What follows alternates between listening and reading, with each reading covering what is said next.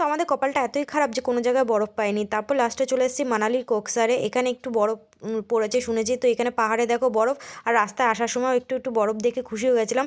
আর এখানে এতটাই পরিমাণে এসে দেখছি কম বরফ রয়েছে যে স্কেটিংই ঠিক মতন হচ্ছে না। একটু অল্প জায়গার মধ্যে সবাই স্কেটিং করছিল। তারপর এই অ্যাক্টিভিটিগুলো আমরা একটু করলাম, করে আর আমি বরফে বসে ফটো তুলতে যাবো কি স্লিপ খেয়েই পড়ে গেলাম।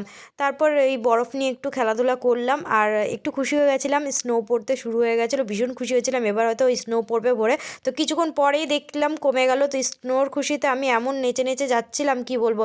তারপর আমি এই কস্টিউমটাও খুলে দিয়েছিলাম, কস্টিউম খুলে আমার এই জ্যাকেটটা পরে নিয়েছিলাম, জ্যাকেট পরে একটু ফটো তুলছিলাম যেহেতু স্নো পড়ছিল। তো কোনো লাভ নেই খুশি হয়ে, আমার খুশিটা বেশিক্ষণ থাকেনি, স্নো পড়া বন্ধ হয়ে গেছিলো। তো যাই হোক, কী করা যাবে, যেইটুকু বরফ পেয়েছি সেইটুকু বরফে একটু ফটো তুললাম, আনন্দ করলাম। কিন্তু এই জায়গার ভিউটাও ভীষণ সুন্দর ছিল, পাহাড়ে পাহাড়ে বেশ বরফ ছিল চারিদিকে, দেখতে ভীষণই ভাল লাগছিল।